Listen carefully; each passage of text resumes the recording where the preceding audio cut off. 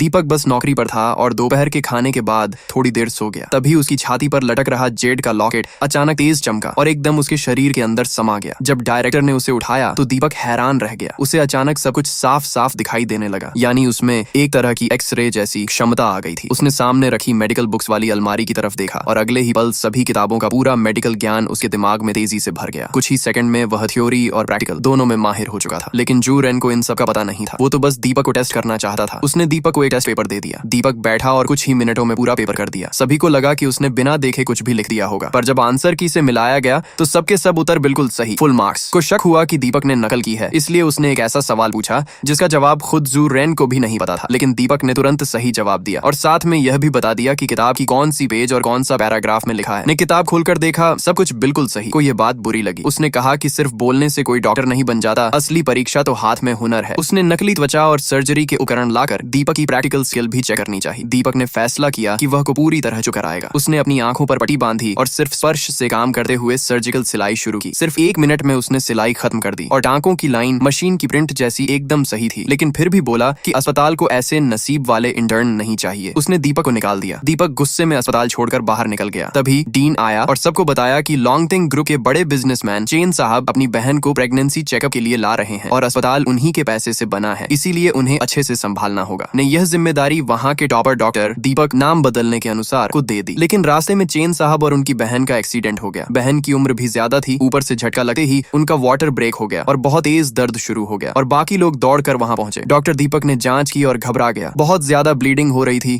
और बच्चे को दम घुटने का खतरा था। अस्पताल ले जाने में देर हो जाती, इसलिए उसने वहीं डिलीवरी करवाने की बात कही। उसी वक्त असली दीपक मुख्य किरदार वहां से गुजर रहा था। उसने एक नजर में समझ लिया कि मामला बेहद खतरनाक है। मरीज को बहुत ज्यादा खून बह रहा है और बच्चे की पोजीशन भी गलत है। यहाँ सड़क पर डिलीवरी करना बहुत खतरनाक है। माँ और बच्चा दोनों की जान जा सकती है। लेकिन किसी ने उसकी बात नहीं मानी। बोला, तू तो निकाला हुआ इंटर्न है, बीच में मत बोल। डॉक्टर दीपक आगे बढ़ गया, लेकिन कुछ ही पल में महिला ने दर्द से जोर से चीख मारी। खून और ज्यादा बह रहा था। फिर भी बोला, ये सब सामान्य है, बच्चा बस आने ही वाला है। मुख्य दीपक ने फिर चेतावनी दी कि यह पोजीशन असंभव है, ये डिलीवरी ऐसे नहीं हो सकती। डॉक्टर दीपक घबराने लगा। मैं नहीं जानता क्या करूं। चेन साहब गुस्से से चिल्लाए, अगर मेरी बहन या उसका बच्चा कुछ भी हुआ तो मैं तुम सबको बख्शूंगा नहीं। मुख्य दीपक चिल्लाया, साइड हटो, बच्चे को ऐसे बाहर खींचोगे तो माँ और बच्चा दोनों बर्बाद हो जाएंगे। पहले बच्चे को वापस पोजीशन में घुमाना होगा, फिर तुरंत अस्पताल ले जाना होगा। सभी चकित रह गए। तुम पागल हो, बच्चा बाहर आ रहा है, उसे वापस कैसे घुसाएंगे? दीपक बोला, अगर अभी कोशिश नहीं की तो दोनों को खो दोगे।